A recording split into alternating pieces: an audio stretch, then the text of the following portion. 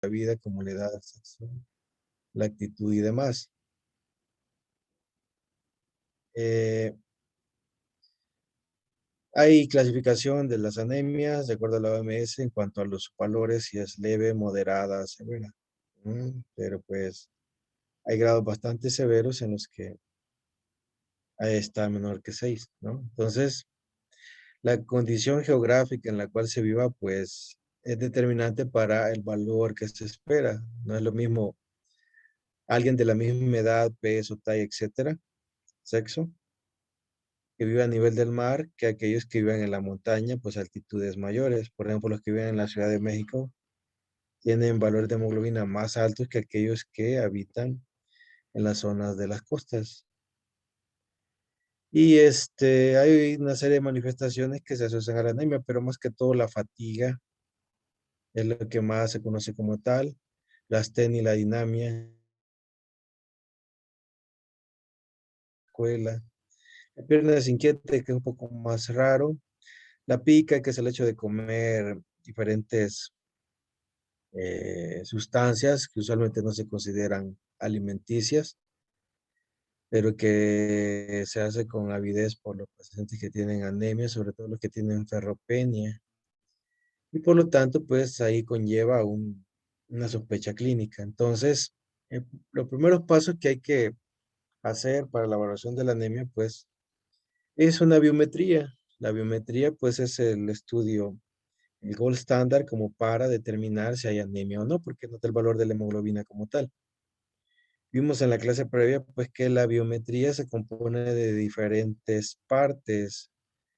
Eh, En el caso, pues aquí nos vamos a dedicar a la serie roja como tal, pero pues vemos los leucocitos, las plaquetas, pero nos vamos a dedicar a la parte de los glóbulos rojos. Podemos tener los reticulocitos, que son una, una medición que se hace acerca de la respuesta medular a la anemia, es decir, qué tantos glóbulos rojos van saliendo y demás. Las pruebas de Coombs para ir clasificando la anemia no son de primera línea, sin embargo se van haciendo posteriormente. La velocidad de sedimentación globular era muy usada antes, ahorita casi ya no se usa porque pues hay otras proteínas como la proteína C reactiva.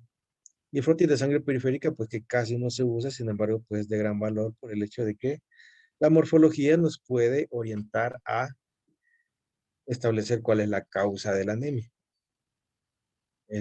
Muy importante, pues siempre la función renal es determinante, bueno, porque ahí se produce en el riñón la eritropoyetina, que es la hormona fundamental para que la médula produzca glóbulos rojos.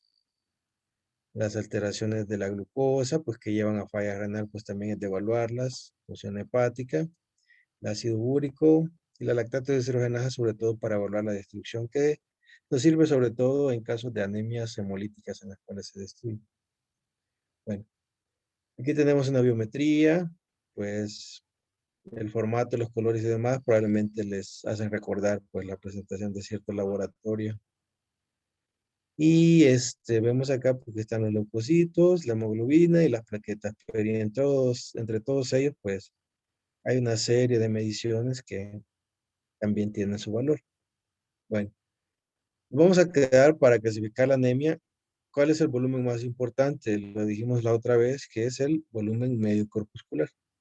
Bueno, entonces, es la manera más fácil de clasificarla, sobre todo en tamaños, en microcítica, normocítica y macrocítica, dependiendo de si es arriba de 80, menor de 80 o arriba de 100. ¿Ok? Junto a ello están los valores o volúmenes corpusculares medios, que sobre todo se van eh, relacionados con la presencia de hierro en los glóbulos rojos, de ahí que su disminución va a hacer que los volúmenes puedan disminuir. Y también el ancho de distribución eritrocitaria, que también lo mencionamos la otra vez, que es un factor importante, sobre todo en el caso de las anemias ferropénicas, porque ese es el primer volumen eritrocitario que se altera por el hecho de que los glóbulos rojos comienzan a hacerse pequeños y se mezclan con glóbulos rojos de tamaño normal. Entonces, el ancho de distribución pues se hace más grande o más ancho porque hay glóbulos rojos pequeñitos y glóbulos rojos grandes y no son todos homogéneos, no son todos del mismo tamaño. Bueno, Entonces aquí tenemos el valor de hemoglobina, en este caso 12,7. Y tenemos pues el ancho de distribución eritrocitaria un poco alto. Bueno, ya con eso ya debemos de tener una idea. Sin embargo, aquí pues hay otro valor. Vamos a ver. Bueno, esto era como clásicamente, pues antes que no habían tantos aparatos, se sacaban los volúmenes. Los volúmenes pues se hacían a papel y lápiz antes, sin embargo ahora pues ya los da el aparato, están todas las mediciones, el volumen corpuscular que es simplemente el tamaño de los glóbulos rojos, medido en femtolitros, la hemoglobina corpuscular media, que es la concentración media entre el total de glóbulos rojos que hay de la hemoglobina, y la concentración de hemoglobina corpuscular media, que es la concentración individual de cada eritrocito. Por tanto, pues es un valor bastante cercano a la hemoglobina corpuscular, pero se relacionan con la cantidad de hierro en los glóbulos rojos. Bueno, ¿qué otra cosa se debe de evaluar? Pues casi no se hace, pues el frotis de sangre periférico.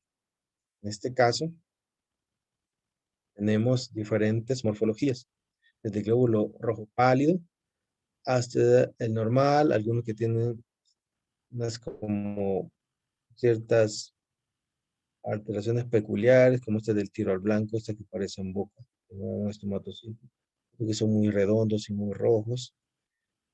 Diferentes morfologías, ¿sí? Sin embargo, lo que más se van a, eh, ahí a describir, pues son las hipocromías o microcitosis, pues del tamaño, sobre todo que se ven pálidas, que es un tanto más consistente con la ferropenia. ¿Ok? Eh, Otras alteraciones son menos raras, por ejemplo, los punteos basófilos y eso, pues son un tanto más raras. Hay quistocitos más, que hablamos de que son unas alteraciones, pues, que implican que puede ser muy grave lo que el paciente tenga. Bueno, aquí tenemos cómo se ve el frotis de sangre periférica, vemos los glóbulos blancos, aquí los polímorfos nucleares, los linfocitos y los glóbulos rojos, pues que ustedes ven tienen diferente aspecto, uno porque están amontonados, pero pues de manera individual, miran rojitos de la orilla, pálidos del centro. Cuando hay ferropenia, pues la parte pálida se hace más, más notoria, ¿ok?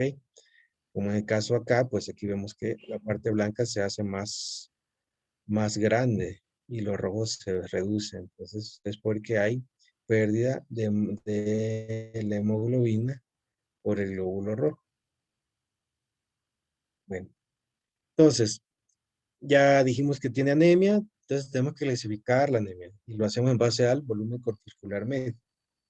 Entonces, también lo podemos hacer en cuanto al mecanismo de la anemia, pero esto es un tanto más de conocer la fisiopatología y algunos pues lo podemos hacer bolas con eso. Pero si la médula ósea falla, hablamos de trastornos de producción, aumento de las pérdidas, pues periférico, los sangrados, sobre todo pues en las mujeres premenopáusicas podemos tener eso.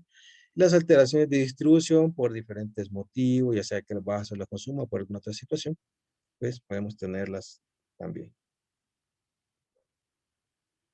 Entonces, ya vimos la analítica del hierro, vimos una serie de estudios asociados y vamos a clasificar la anemia. En este caso, nuestra biometría tenía 79, lo cual coloca esta anemia en un valor de microcitosis. Es decir, cuando hablamos de anemia microcítica, no estamos hablando de un diagnóstico. Estamos diciendo que la morfología de los glóbulos rojos es que son pequeños. Entonces es una anemia con glóbulos rojos pequeños. Simplemente eso es lo que decimos. Igual, la anemia no es un diagnóstico definitivo.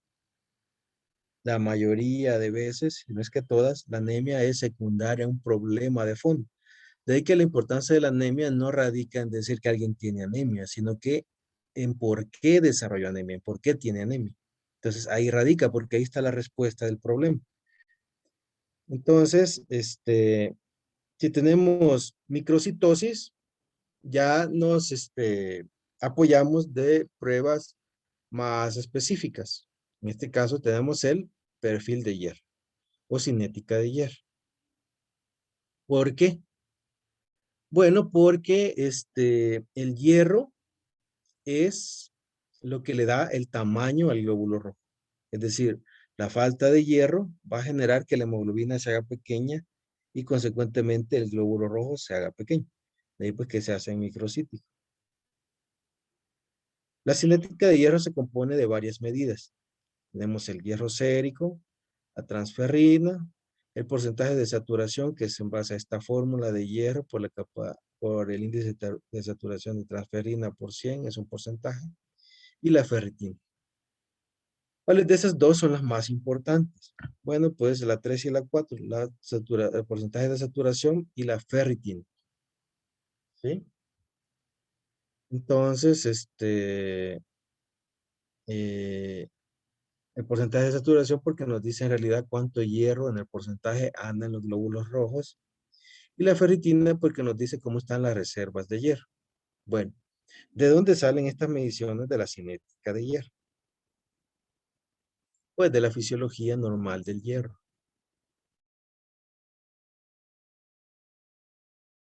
Glóbulos, perdón, el vaso sanguíneo. Aquí tenemos el sistema fagocítico mononuclear o los macrófagos. Y aquí tenemos a nivel de la luz del intestino las células epiteliales. ¿Sí? Las células epiteliales en el intestino, pues, son las encargadas a nivel del duodeno, principalmente, de absorber el hierro. El hierro entra, aquí está en el lumen del intestino, el hierro entra y pues, se almacena, se puede almacenar por una proteína que es la ferritina, de ahí su importancia porque la ferritina nos va a indicar los niveles de reserva de hierro. Posteriormente, si hay necesidad de hierro a través de otras proteínas, como son la ferroportina y demás, el hierro pasa a la sangre, ¿sí? Y pues no anda en la sangre así suelto, porque el hierro es tóxico. El hierro así es un metal tóxico para el cuerpo, entonces tiene que andar siempre cubierto por algunas proteínas. En este caso, quien se encarga de sacarla de esos sitios de almacenamiento de la ferritina es la transferrina. Entonces la transferrina es la proteína que se encarga de transportar el hierro hacia los diferentes tejidos. ¿Ok? Y a nivel del macrófago, que es una fábrica de reciclaje. ¿Por qué? Bueno, porque los macrófagos que están en el vaso y en el hígado se van comiendo a los glóbulos rojos, pues que están ya viejitos. Entonces se los comen, pero pues ellos reciclan el hierro. Entonces se lo comen y pues tienen ferritina, la almacenan ahí y luego pues lo pueden dar de uso, ya sea en la médula ósea para que se vuelva a producir otra gran cantidad de glóbulos rojos y así pues el ciclo se completa. Entonces de ahí que tenemos que el hierro sérico, el índice de transferrina o de saturación, que es lo que pues la cantidad de hierro que lleva la transferrina, el porcentaje de saturación y la ferritina pues vienen de todas estos pasos que va haciendo el hierro en su fisiología. Bueno, entonces aquí los tenemos. Transferrina, que representa al índice de saturación, el hierro, que es el porcentaje de saturación con transferrina, el hierro sérico, pues que está ahí, que es muy raro que haya, y la ferritina, pues que está en diferentes puntos. De ahí que se sacan. Por eso se llama la prueba cinética de hierro, porque se miden los diferentes puntos de... En cuanto a la anemia microcítica, pues no hay mucho problema en sí, porque la mayoría de etiologías se la llevan dos cositas. Una es la ferropenia como tal, y otra es la anemia de las enfermedades crónicas, que puede estar normal o levemente microcítica. Entonces, otras situaciones que nos dan, pero en menor porcentaje, son las talasemias, ¿sí? Y en mucho menor porcentaje es una cosa rara que se llama anemia sideroblastia. Es muy raro ver, pero es un problema, pues, ya genético de alteración en la glóbulo rojo. ¿Ok? Entonces, puede haber una mezcla, sobre todo de anemia de enfermedad crónica o anemia de inflamación con la anemia fénica. Es muy todo en el ambiente hospitalario. El hierro es un metal que el cuerpo no tiene la capacidad de eliminar. Es decir, que la cantidad de hierro que les pongan es casi constante en toda la vida. La única manera de perder hierro así en mayor cantidad es sangrando, ¿sí? Lo que sucede para que se mantenga el recambio es que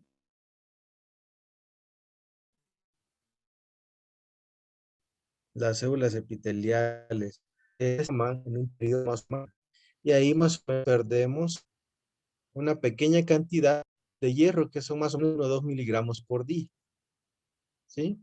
Sin embargo, pues tenemos una gran cantidad almacenada en el músculo, 300 en el hígado, en los eritrocitos, que es la mayor concentración, y así en las proteínas de plasma igual, ¿ok? Entonces, el cuerpo pues es sabio, ¿verdad? Si pierde poquito, absorbe poquito. Entonces, ¿de qué? Bueno, hay ciertas proteínas que se encargan de hacer que el cuerpo sea más sensible a la absorción del hierro y no.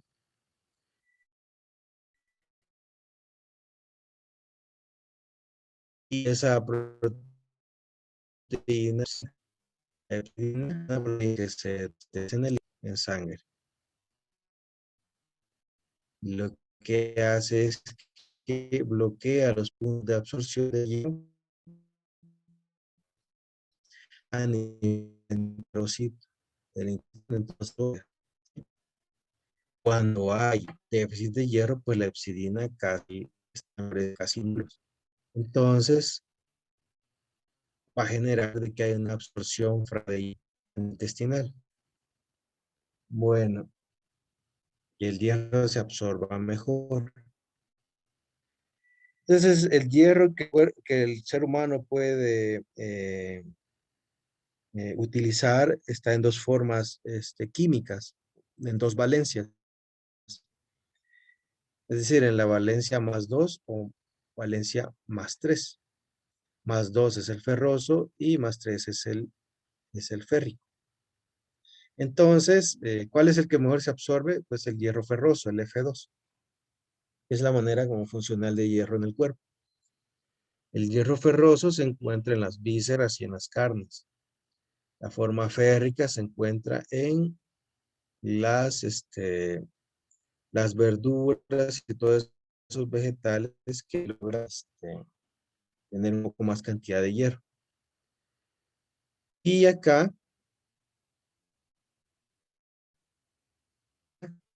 está pues en la hemoglobina, pues está el hierro. Hay 4 moléculas de hierro que están ahí contenidas en la hemoglobina para su funcionamiento y demás. Entonces aquí tenemos el hierro más 2, que se absorbe mejor, y tenemos el hierro más 3 o férrico en la fruta, perdón, en las verduras y todo eso. Eh, los veganos, pues, o vegetarianos tienen riesgo de desarrollar anemia ferropénica, pues, porque la, la fracción de hierro absorbida férrica es el hierro ferroso, ¿sí? Lo que se favorece con ellos es dar vitamina C porque los ambientes ácidos generan de que se favorezca la absorción de este tipo de hierro. ¿Ok? Bueno, entonces ya entendimos por qué el muscular medio se hace pequeñito. Bueno, porque hay menos hierro y la hemoglobina se hace pequeña y consecuentemente el glóbulo rojo pues se hace pequeñito. Entonces nos da microcitosis e hipocromía porque se miran pálidos. Pues lo que vemos en el frotis. Entonces la ferropenia como tal es una alteración a nivel mundial, ¿verdad? Muchos problemas, sin embargo, la baja ingesta y la desnutrición son eh, etiologías más implicadas. De estas situaciones un tanto más raras, pues el crecimiento y el embarazo por demanda, la baja absorción, aumento de pérdidas somáticas por los sangrados. Las mujeres en edad fértil pues tienen este problema, las cirugías bariátricas que modifican ahí las uniones intestinales y pues que se pierden los sitios de absorción de ciertos micronutrientes. Las infestaciones, hablemos de parásitos tipo cinarios o enitos y todas esas, les pueden dar también pérdida de hierro. Y las infecciones por el H. pylori que pueden dar sangrado crónico o la enfermedad celíaca a nivel del duodeno, que es autoinmune, pues causa inflamación y por lo tanto no se absorbe el hierro. Eso también. Se cree pues que alrededor del mundo hay un 50% de deficiencia de hierro. Y acá pues en más o menos eh, vemos cómo está la diferencia entre los que consideran que tienen el hierro normal y los que se considera que tienen pues hasta 30% de su población pues con déficit de hierro. No sería en otros lados donde el déficit puede llegar hasta más del 45% de la población. Entonces es un problema mundial, un tanto silente, pero pues que, que sí trae sus consecuencias a lo largo de la vida. Bueno, ya vimos que hay ferropenia como tal, pero también tenemos la anemia de enfermedad crónica que igual nos puede dar volúmenes pequeños. En este caso, cuando hay inflamación, sea por enfermedades u otras cosas, ya veces por la diabetes, hipertensión, artritis, enfermedades autoinmunes y demás, pues se liberan una serie de sustancias que se llaman citocinas. Las citocinas alteran a nivel hepático y hacen que la hepcidina aumente. Y si aumenta la hepcidina, pues no se absorbe la absorción, no se absorbe el hierro a nivel intestinal. Entonces ya tenemos un punto acá. ¿Qué otra cosa hacen estas citocinas? Bueno, que disminuyen la vida media del glóbulo rojo. Usualmente se acorta de 120 días a menos. Y eh, de la médula, pues hay una inhibición de la proliferación. ¿Sí? Y eso. La médula se vuelve haragana. No trabaja igual. Es decir, ante las demandas no respeta la mantiene la anemia. Y otra cosa que también hacen las citocinas es que a nivel del aparato yuxtaglomerular del riñón, hay glómerulos generan inhibición de la eritropoyetina y también hacen que su sensibilidad disminuya. Es decir, que el riñón debe de producir mucha más eritropoyetina para alcanzar el mismo efecto en la producción de células rojas en la médula. Entonces, todo eso se pierde. Entonces, es un conjunto de factores y que van a generar que hay una anemia de inflamación o anemia de enfermedad crónica, pero principalmente la hepcidina, la que aumenta y disminuye las absorciones de hierro y demás, que puede ser el mayor componente. ¿Ok? Bueno, cuando hay inflamación, la ferritina es la prueba que más nos ayuda. ¿Por qué? Porque la ferritina es un reactante de fase aguda. Los reactantes de fase aguda pues aumentan en una condición que si fuese solo ferropenia, pues la ferritina disminuye, ¿sí? Entonces, cuando hay inflamación, hay aumento de la ferritina. A pesar de que haya microcitosis, entonces ya nos puede dar la pauta de decir, no, bueno, pues esta anemia es de inflamación o de enfermedad crónica. ¿Ok? Bueno, ese tipo de anemias pues requieren no hierro, sino que requieren un estímulo extra con la eritropoyetina, ya que dar hierro es infructuoso por el hecho de que no se absorbe. Bueno, vemos estas células aquí rarosas, ustedes ven, eh, se miran raras, están como ahí como con burbujas adentro. Luego tenemos estos que se conocen como normoblastos o son eritrocitos que todavía no han perdido su núcleo. Miran en la sangre periférica y se pueden ver otras alteraciones en la hepatitis de sangre periférica. Eso es lo que usualmente vemos en las talasemia. La talasemia es como viene de una alteración de la hemoglobina, de alguna de sus cadenas.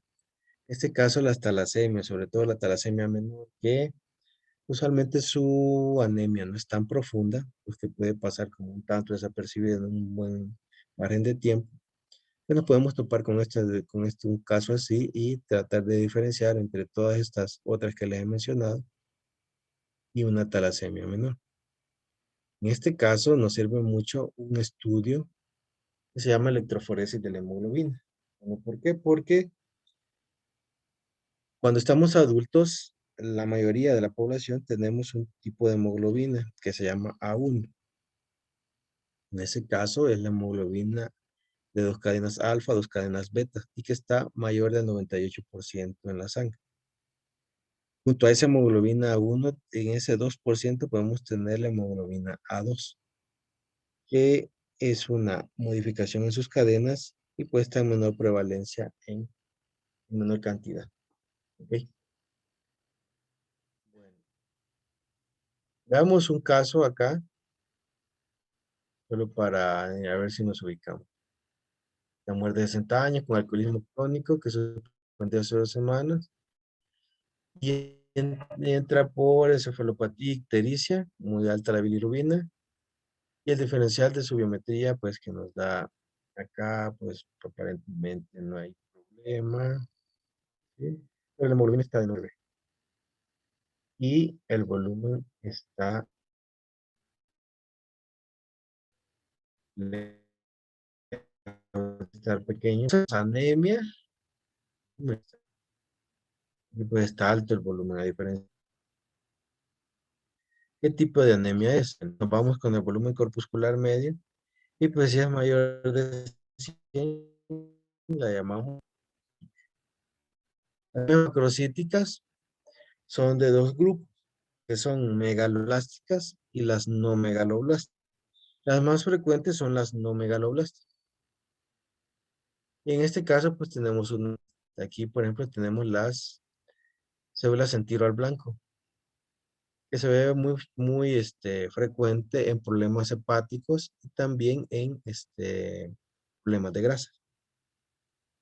Bueno, entonces ya tenemos nuestro algoritmo. En aquellas anemias cuyo volumen sea mayor a 100, tenemos que establecer si es regenerativa o arregenerativa. Entonces me dirán, bueno, ¿y por qué no en la ferropénica no lo hacemos, no le hacemos eso? Bueno, porque si fuese regenerativa en la cuestión de la ferropenia, no habría anemia. Per se, la anemia ferropénica o de inflamación no tienen una regeneración adecuada en la médula. Entonces, las descartamos como para englobarlas en hacer si es regenerativo o regenerativo.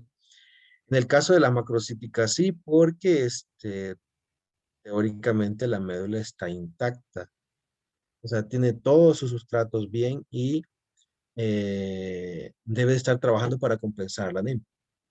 Y sobre todo porque lo de regenerativo y regenerativo surgió por el hecho de que las anemias hemolíticas pueden eh, tener mucha destrucción, pero la médula trabaja y establece una regeneración y por lo tanto, pues la anemia no es tan acentuada. Sin embargo, en otros sí. Bueno, entonces, ¿cómo hacemos lo de regenerativo a regenerativo? Bueno, tenemos que tener los reticulocitos, lo multiplicamos por el hematocrito del paciente, el tiempo de maduración en días, que ya son unas tablas como esta. Bueno, si el hematocrito es de 45, es un día. Es de 35, 1.5, de 25 son 2 días, y si es de 15, 2.5 días. ¿Ok? Entonces ya tenemos la maduración del día. Y el hematocrito normal, el esperado, que es igual a 45. Y el valor que nos da de esa división es menor a 2, consideramos que la anemia es arregenerativa. Entonces, si es arregenerativa, pues podemos considerar que puede haber un problema en la médula ósea. Y lo otro, si es mayor de 2, pues la consideramos regenerativa. Así que la médula está respondiendo y que no hay un problema asociado. Ok, bueno. Está también que el índice de producción reticulocitaria normal es 1. Pero aquí, ya con los días, pues se va modificando. Ok. Aquí tenemos un algoritmo, ¿sí? Si vemos macrocitosis, podemos ver algunos macrocitos, hipersegmentación de los neutrófilos cuando tienen más de 5 lóbulos, haya que son anemias, no tienen hipersegmentación los neutrófilos, la consideramos no megaloblásticos. En este caso, pues, las hemorragias también nos pueden dar anemias macrocíticas por el hecho de que en ese momento la médula, en el momento del sangrado agudo, la médula pues está trabajando a gran velocidad, entonces pues salen las células de una manera rápida y eso lo que hace es el cambio de tamaño. ¿Sí? Entonces aquí tenemos otro caso, igual paciente mayor, sano previamente, malestar general, febrícula, ictericia. Le toman los glóbulos y tiene 36,000, con 29,000 glóbulos neutrófilos, la hemoglobina de 5,5, el volumen de 115 y las plaquetas de 60. Entonces, cuando vemos volúmenes altos, también debemos de tomar pruebas hepáticas, sobre todo las que se denominan pruebas de hemólisis. Las pruebas de hemólisis son la bilirrubina, el lactato de deshidrogenasa, los reticulocitos y la aptoglobina. ¿Ok? El CUMS es otra prueba que se deja, sin embargo, no nos dice si es hemolítica o no. Nos dice nada más si la anemia tiene un componente autoinmune. ¿Sí? Entonces, las pruebas de hemólisis son todas aquellas que les dije. En este caso, el paciente pues tiene la bilirrubina de 4, indirecta, o sea, casi toda es indirecta. Una LLH bastante, quiere decir que hay destrucción de las células. Volumen alto, bueno, porque están saliendo células no están bien maduras. Y tenemos los reticulocitos altos, una punta casi en ceros. Está en ceros es porque la aptoglobina es una proteína que se encarga de eliminar aquellas hemoglobinas que no son fisiológicamente útiles y que en conjunto se conocen como carboxihemoglobina, ya sea porque fijan más otros gases, están con alguna alteración que no les permite fijar el oxígeno. Entonces la hemoglobina es la barredora en cuanto a aquellas hemoglobinas que no funcionan. Ok. Bueno, en este caso del frotis del paciente, pues tenemos macrobalocitos. Aquí se mira más azulito, esto se llama policromasia, es decir, se miran más azules que los demás. Acá, pero tenemos estas células como en casquito, ¿sí? Tenemos macrobalocitos también. Y pues le hicimos para establecer si la anemia es regenerativa o regenerativa.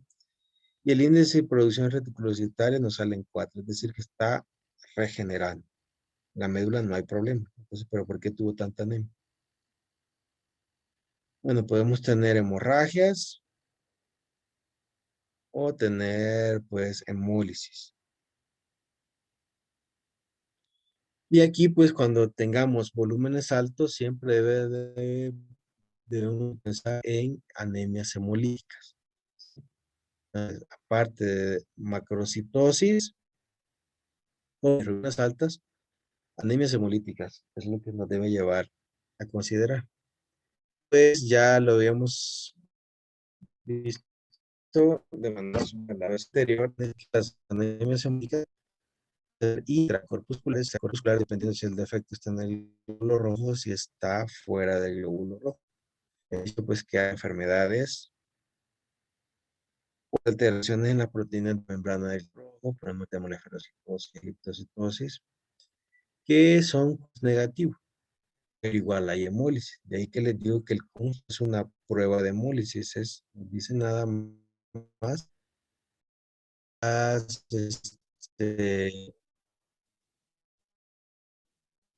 los deficiencias metabólicas, que es la deficiencia de glucosa 6-fosfato deshidrogenasa. Acá, cuando cambia la oxidación de la glucosa 6-fosfato deshidrogenasa, que se oxida, entonces ocurre alteración en la vía metabólica y el glóbulo rojo puede morir y se da la destrucción. Y usualmente son CUMS negativos. Otro ejemplo de que podemos tener hemólisis con el CUMS negativo. Y aquí están pues las de glucosa 6-fosfato, las clásicas bite cells o células como mordidas, que son o de bubbles cells, que son como burbujitas que se le hacen, ¿ok? Por la precipitación que puede tener la hemoglobina. Luego tenemos las alteraciones de la hemoglobina como tal, que son las talasemias. Tenemos por alteraciones puntuales a nivel de alguna cadena o toda la cadena en sí. Ahí pues tenemos la anemia celular falciforme, que son las alteraciones puntuales en alguna cadena. Y cuando son todas, pues llamamos talasemia. Aquí tenemos las clásicas celulitas falciformes o de salchicha, que se forman pues cuando toda la sangre entra en un problema de hipoxia. ¿Ok?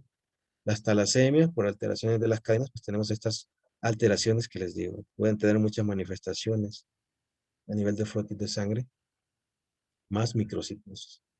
¿Ok? Cada pues alteración tiene su enfermedad por antonomasia. Y luego tenemos las anemias hemolíticas en las cuales son extracorpusculares. Aquí están las que son más frecuentes, que son las anemias hemolíticas autoinmunes.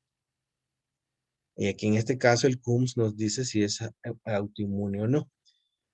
Pero la prueba de CUMS no es 100% fiable, solo el 85% nos va a dar que es positiva. Si nos da positivo, decimos, bueno, es una anemia hemolítica, autoinmune, le ponemos el apellido. Sin embargo, podemos tener anemias hemolíticas que no tienen nada que ver que sean autoinmunes o no, pero que la alteración está en el vaso sanguíneo. De ahí que se llaman microangiopáticas. Es decir, el problema es en la microcirculación. Y los glóbulos rojos se destruyen y dan el aspecto de células en casco. Igual pues dan mucha hemólisis y bajan las plaquetas. ¿Por qué? Porque las plaquetas se acumulan acá. En este caso, hay una alteración en el factor de von Willebrand que no se fracciona por una proteína que se llama Adams 13 y pues quedan los polímeros muy grandes. Cuando están muy grandes, por, por sus clases de hemostasia, van a saber que el factor de von Willebrand es un punto de anclaje para las plaquetas. Entonces, si está muy grande, todas las partículas se unen y se siguen uniendo. Y pues se adhieren a los vasos sanguíneos y cuando pasa el glóbulo rojo por ahí, pues se despedaza y hace los esquistocitos. Entonces, hay hemólisis microangiopática o no autoinmune. Aquí es otra alteración. Entonces, aquí tenemos el Adams 13, pues que funciona como una tijera para cortar el factor de von Willebrand y quedan los pedacitos pequeñitos y las plaquetas no se adhieren. Pero cuando no hay Adams 13, que hay deficiencia, que es el mecanismo fisiopatológico de la enfermedad, pues quedan los pedazos grandes de factor de von Willebrand y las plaquetas se unen pues, y tapan los vasos y generan trombosis. ¿Okay? ¿Qué es el test de Coombs? El test de Coombs es mejor conocido también como test de antiglobulina. Entonces, meten anticuerpos que busquen anticuerpos de tipo IgG o del complemento. Entonces, al estar estos en los glóbulos rojos, los anticuerpos de la prueba se unen a ellos y hace que se unan entre ellos. Entonces, el de laboratorio ve que los glóbulos rojos se hacen como nudo, como masa. Entonces, llaman que la prueba de Coombs es positiva. Tenemos la prueba directa, que es esta, que se hace a nivel del glóbulo rojo, y tenemos la prueba del Coombs indirecto, en el cual se mete glóbulos rojos en el plasma de las personas para ver si hay agregación. Bueno, hablando de hemólisis también, las hemólisis son de dos tipos. Y es muy importante esto porque tiene su trascendencia en los síntomas que pueden presentar las personas. Tenemos la hemólisis intravascular, en el cual la destrucción del glóbulo rojo se hace en la circulación. Si se hace en la circulación, pues todo el contenido del glóbulo queda en la circulación y daña el endotelio de toda la célula. A diferencia de la hemólisis extravascular que sucede fuera del vaso sanguíneo y sucede en el vaso, en el órgano o en el hígado. Los macrófagos se encargan de fagocitarse a los glóbulos rojos, pero el hierro no se libera. Las personas pues no tienen tantos síntomas como pueden llegar a tener si ocurre una hemólisis intravascular, como en este caso, que se destruyen los glóbulos rojos, liberan la hemoglobina y el hierro a la sangre, y eso pues puede causar una serie de reacciones ahí importantes. ¿Por qué? Porque todo el endotelio está lesionado, puede haber alteraciones vasculares en el corazón, en el pecho, puede haber falla renal, la orina puede cambiar, bueno, los pacientes pueden necesitar diálisis también. ¿Ok? Vamos a ver este caso, que es del otro tipo de anemia que podemos tener. Ese es tu paciente de 67 años con lo usual, ¿verdad? Que tengan diabetes, hipertensión u otras alteraciones. Debuta con dolores óseos, astenia, dinamia, hiporexia, palidez. La hemoglobina, pues, no tiene mayores alteraciones, pero tiene una creatinina de 4, una urea de 150. Un Clares de creatinina de 30, pues ya está bastante disminuida la función renal, el calcio de 12 y los reticulocitos disminuidos. Ok. Vemos acá, el volumen corpuscular pues es de 88, es normal. Y es pues donde caen la mayoría de anemias. Usualmente no encontramos anemias puras, sino que combinadas. El caso de las por enfermedad crónica o normocíticas, en algunos casos, puede haber un trasfondo de gravedad. Por eso es que hay que darle atención a las anemias. Aquí se les está señalando estas células, que estos son linfocitos, pero que tienen aspecto de células plasmáticas. Y los glóbulos rojos pues hacen este fenómeno de ponerse como en una torre así en cuentamonedas, en una torre de monedas. Por eso se llama Blue Lock. Y eso es porque hay exceso de inmunoglobulinas en la sangre. Bueno, entonces ya vimos, ¿verdad? Que es una anemia normo-normo y regenerativo o regenerativa. Pues esa regenerativa. Y las anemias normocíticas, pues sí representan un problema porque es el grupo donde patologías pueden estar implicadas, desde patologías primarias en la médula hasta alteraciones secundarias, o medicamentos y otras cosas. ¿Sí? Eh, Debemos de conocer también cómo se regula la eritropoiesis. La eritropoiesis está determinada por pues, el hierro, muchos sustratos y la eritropoietina que se produce en el riñón. Cuando disminuye el oxígeno por disminución de la masa eritrocitaria, se libera más eritropoietina porque hay un estímulo positivo para que se produzca. Cuando ya hay mucho, pues se inhibe. Y entonces la masa eritrocitaria aumenta pues en la médula ósea y sale a la sangre para compensar el déficit. Y esto es debido a que la eritropoietina aumenta. Todo este fenómeno se ve disminuido a partir de cuando la persona tiene menos de 60 mililitros por minuto en su depuración. Desde ese punto ya pueden haber disminución en la cantidad de eritropoietina en sangre. y por ende una anemia que se puede ir instalando poco a poco. ¿Ok? Entonces podemos tener que la médula es sensible a diferentes cambios. Por ejemplo, si disminuye la eritropoyetina, afecta el desarrollo de eritroide y consecuentemente va a haber anemia. La urea pues también lo disminuye. Y la hormona paratiroidea aumentada en estos pacientes pues también genera supresión medular. Entonces es un conjunto para tener lo que llamamos anemia de enfermedad crónica. En este caso de un paciente con problemas de ya falla renal, pero que tiene otras alteraciones ahí, como son esas células en la sangre.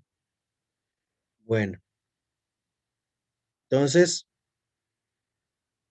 si se dan cuenta, pues los estudios al inicio son estos: la biometría, los reticulocitos, la velocidad de sedimentación globular y el frotis.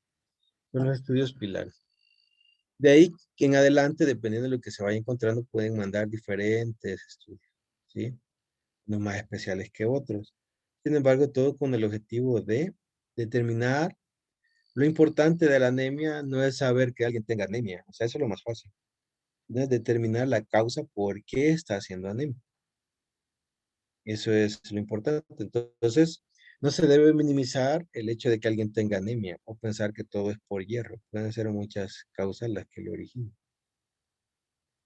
Bueno, entonces, este, esta va a ser su clase como de abordaje de las anemias. Les voy a mandar esta vez sí unos casos para que los, ya los contesten y para ir haciendo el ejercicio después con posteriores casos que les voy a enviar. No sé si tengan preguntas ahorita.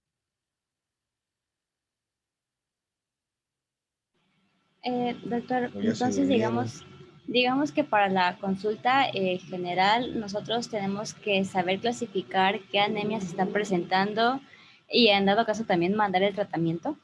O eso ya pues sería como de dependiendo qué clasificación hayamos de la anemia, saber referir a segundo nivel o nosotros tratar al paciente.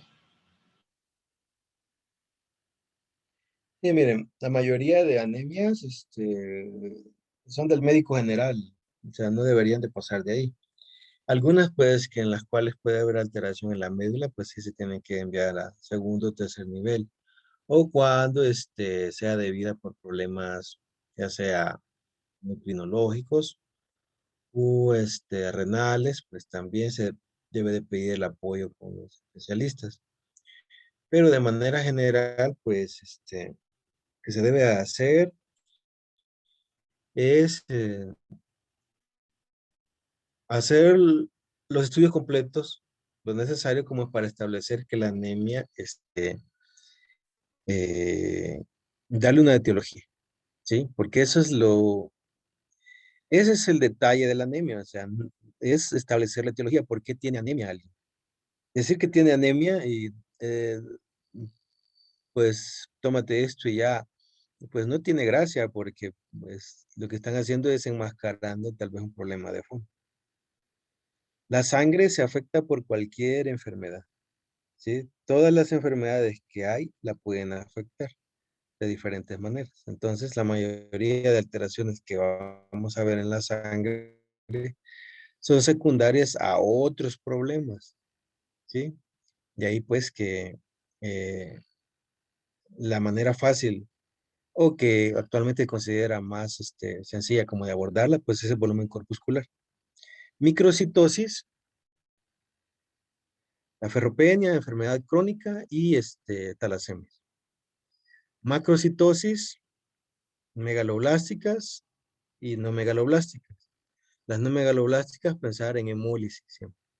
Y las normocíticas, pues ahí es más problemático, porque sí, hay un montón de cosas que nos pueden generar anemia sin cambiar el volumen. Pero pues, algo pues que es como bueno hacerlo es cuando se evalúe a alguien, pues es enviar como la valoración de cada sistema. Por ejemplo, ver cómo está el hígado, cómo está el riñón, cómo está la sangre, cómo está el general de orina, si hay ciertos factores de inflamación, aspectos hormonales como la tiroides, pues algo sencillo que también nos puede dar anemia, sobre todo normocítica. Entonces, como con eso, ¿sí? Y otras pruebas que pueden apoyar, pues son el ultrasonido, ver si pues no tiene el vaso grande, ahí buscando el vaso, ¿sí? También nos pueden ayudar. Pero en sí, el volumen nos tiene que ir orientando en qué ir pidiendo para establecer la etiología. Ok, Y gracias, doctor. claro, si le sale a alguien con ferropenia, pues le pueden dar tratamiento, o sea, sin problema. Doctor, yo tengo una pregunta. Ajá. Entonces, así con el panorama que nos dijo sobre, pues, como que la importancia de la causa de la anemia y seguramente como todo lo que tenga el paciente aparte de sus morbilidades, si es más frecuente que la anemia, si es frecuente que la anemia se diagnostique, pues, a lo mejor en un chequeo o por estar buscando, no sé, laboratorios de rutina y justamente como tiene tantas enfermedades, pues encontrar que tiene anemia. Pues sí, es una cosa común. De hecho, es de lo más común. Eh, por laboratorios de rutina, pues a veces puede haber anemia sin que haya tantos síntomas. Otras veces, pues alguien puede ser sintomático por algo y no tener tanta anemia, simplemente leves cambios. Pero los exámenes rutinarios, el hecho de que alguien se encuentre con anemia, pues debe de dar la pauta para buscar como la causa. En este caso, pues si tiene anemia ferropénica, una persona mayor, pues buscar sangrados, por ejemplo, del tubo digestivo.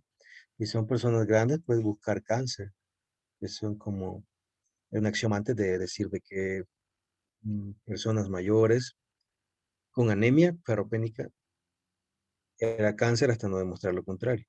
Ujú. Actualmente, pues ya no está tanto así, bueno, porque pues esta enfermedad ha sido péptica, que hemorroides, que enfermedad diverticular, que pueden causar ferropenia y anemia del tubo digestivo y no ser precisamente cáncer, ¿ok? Mm, Anemias, por ejemplo, como macrocitosis, lo más usual son problemas del hígado. Ujú. Entonces, pues también, entonces, de ahí que es usual encontrar anemia en estudios de rutina cuando no se busca, pues, eso en sí, sino que aparece. Pero al aparecer no se debe de obviar, sino que se debe de ahondar en las posibles causas de que lo estén originando. Eso debe ser como el punto a considerar. Doctor, había visto Ujú. que cuando se encontraban volúmenes altos, se podían hacer otras pruebas como, bueno, mencionó lo de la función renal, pruebas de función hepática y creo que el acto de deshidrogenasa. O sea, siempre se va a tener que hacer, se van a tener que hacer esas pruebas en caso de que estén altos o ya no son necesarias. No, pues cómo no. Miren, los volúmenes altos, así de manera general, pues problemas hepáticos, los sangrados agudos y las hemólisis. Esos son como los puntos principales. Eh, las pruebas hepáticas sirven mucho en hemólisis, bueno, porque ahí se incluyen las bilirrubinas, la lactato deshidrogenasa. Los reticulocitos usualmente no están, pero se deben de pedir en cualquier estudio de anemia para ver cómo están. Les puse aptoglobina, es igual, no se hace, es muy caro también, o sea, no es práctico porque se tarda. Entonces no es un estudio que se deje tan usualmente. Pero sí, cuando estás estudiando una anemia, debes de evaluar los sistemas que pueden estar, más usualmente se pueden alterar y que nos pueden dar problemas. En este caso, pues, sistema renal, hepático, principalmente. Y pues tienen que mandar. Otra cuestión de infecciones también. Hay pues infecciones ocultas, por ejemplo, fenómenos de heridas asintomáticas pueden dar anemia, o sea, o enfermedad crónica. Por esa inflamación constante, entonces, cierto grado de anemia, ¿sí? Entonces tienen que buscar también esas situaciones. Ujú. Doctor, yo había leído ¿Qué que en más? las anemias igual microcíticas una causa puede ser el saturnismo por el envenenamiento por plomo en México. ¿Y ahí cuál común puede orientar? No, pues en común, no sé, hay que ver pues en las zonas de las minas y eso. Pues hay lugares de que sí, el agua puede llevar mucho plomo. Mm, sí, puede haber anemia y no hay como un constante en sí, pero los basófilos en los eritrocitos, al verlos en el frotis, pues son un indicativo. Pero más que eso, pues son una serie de síntomas sistémicos, sobre todo que pues el riñón es muy sensible a eso. Luego pues las encías se manchan de negro, eso es otro indicador de saturnismo. Y así, de entrada es muy, muy difícil, porque al hablar de intoxicación por plomo, pues usualmente son en comunidades completas casi, o sea, y porque el acúmulo de plomo es muy lento a lo largo de la vida. Entonces, de ahí que se debe correlacionar, bueno, si los familiares pues tienen también los mismos y demás como para llegar a una conclusión así. Y sobre todo ver el aspecto geográfico, ¿sí? Porque sobre todo el consumo de aguas pesadas que pueden llevar mucho plomo, entonces puede estar asociado. No tengo en sí una idea de qué tan frecuente puede ser, pero pues en el caso de los que beben agua, sobre todo aguas pesadas, es decir, de manantiales, nacimientos y demás, pues sí, la lleva gran cantidad de algunos metales pesados. Entonces podría ser que por ahí ande la situación en cuanto estemos pensando en eso, ¿sí? En la cuestión geográfica, familiar y demás. Doctor, respecto a eso, solo Ujú. no sé si me permita como agregar que en ciclos básicos habíamos leído alguna vez que justo ese tipo de anemia solo se daba o era frecuente en comunidades donde aún se utilizaba mucho el barro como para guardar sus alimentos. Pues sí, también los utensilios, pues antes se llevaba mucho plomo y los forraban con ciertas sustancias, los platos, cerolas y demás en lo que cocinaba, pues ya cierta cantidad de plomo, con el correr del tiempo por el calor y eso, pues vertían cierta cantidad de plomo en los alimentos. Y sí, lo del barro, pues igual de las tierras donde se extrae, pues pueden tener metales pesados y de ahí pasar al agua o a los alimentos. Por eso es que les digo que debe haber una correlación, sobre todo geográfica y familiar, porque realmente es en grupos familiares o de comunidades en los cuales se identifican las intoxicaciones así. Ujú.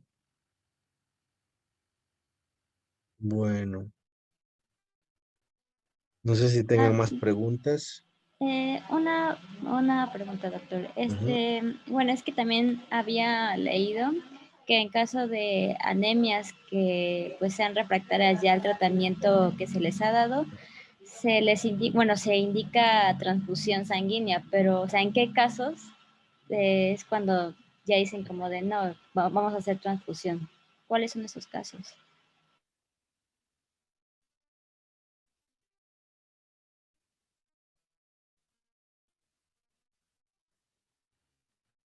Bueno, lo que pasa de la anemia, sobre todo si la anemia está muy sintomática.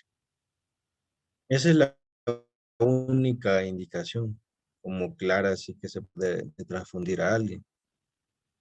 De ahí fuera de eso, pues son los que se conocen como síndrome de falla medular.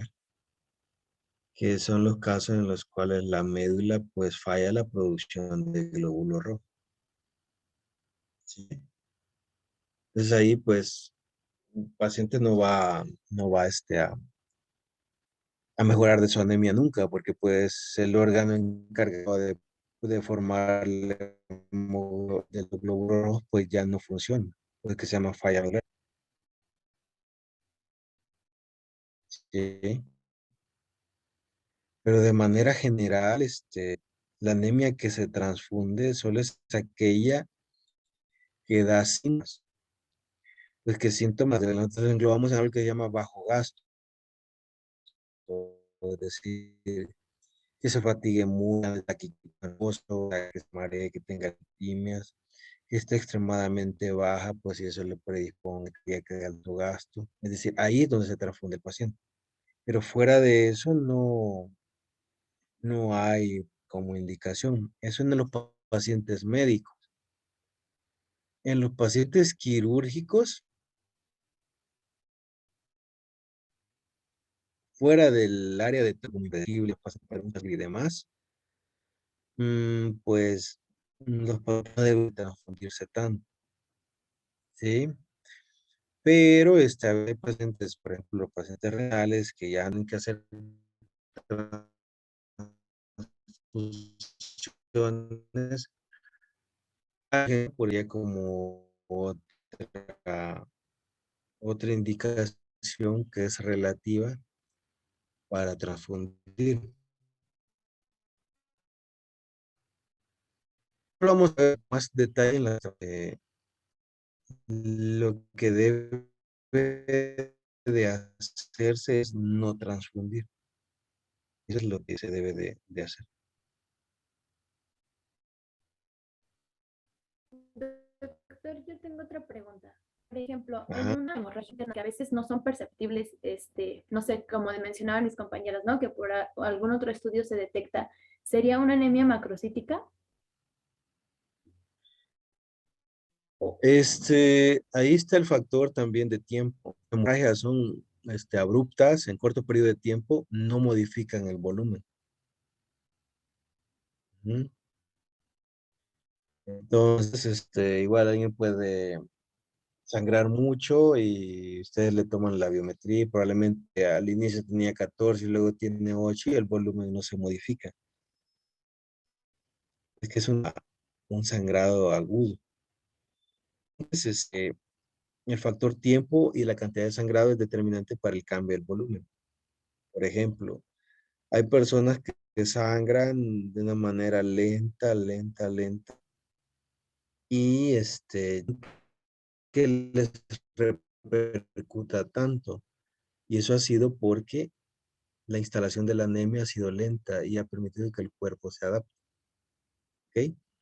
Pero el volumen sí se cambia mucho, se disminuye bastante. Ese es el punto clave para decir, no, bueno, pues probablemente esté sangrando. Pero en aquellos casos donde el sangrado es muy súbito, se pierde mucha sangre y demás, las personas se ponen muy mal. Es decir, no es que van a llegar a valores bajos de hemoglobina y no es nada, sino que el cuerpo tiene tiempo de adaptarse y incluso pérdidas hemáticas que rondan los gramos los pone sintomáticos. Entonces, que rápido van al hospital y al tomarle la biometría, su volumen está normal, pero es porque el sangrado ha sido agudo. Entonces, sangrados agudos no modifican el volumen. Si hay una recuperación simultánea al sangrado, sí podemos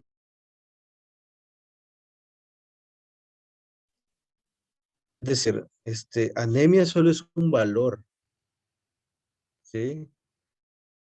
Por eso es que les digo, no es un diagnóstico. Entonces, alguien puede decir síndrome anémico. Entonces, lo que están diciendo ahí es que tiene anemia, es decir, hemoglobina baja, pero que puede ser por múltiples causas. Eso es lo que significa. Ujú. Igual, alguien tiene anemia, pero no tiene un síndrome asociado a anemia. anemia, síntomas asociados a anemia. Ujú. Entonces, anemia solo es un valor, ¿sí? Un diagnóstico, sí. Entonces, para eso se le debe de poner nombre y apellido para establecer como la etiología de esa situación. Por ejemplo, puede ser anemia por enfermedad renal crónica, por ejemplo. Ahí ya te dice por la anemia, o anemia por ferropenia, ¿sí? O anemia sideroblástica, o talasemia. Entonces ya son patologías con anemia, ¿sí? Que dan anemia, ¿ok? Entonces ese debe de quedar claro, en el sentido de que a la anemia como tal es un valor. Hablar de síndrome anémico es anemia más síntomas asociados a la anemia. Entonces, para que quede clara esa parte. Entonces, si alguien se siente bien y tiene 10 de hemoglobina, de acuerdo a lo que les he dado ahorita, pues tiene anemia. Sí, pero está asintomático. ¿Mm? Pero tiene anemia. Y tu valor de hemoglobina está abajo de los estándares de determinadas características. ¿Ok? Gracias. Ok.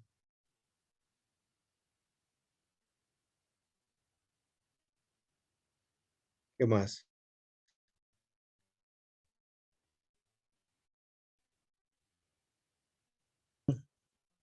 Entonces, les voy a mandar sus tareas, ¿sí? Vamos a ver con la jefe de grupo para que se las distribuya, ¿sí? Entonces, a más tardar mañana ya se las envío para que ya la próxima clase, ¿ok?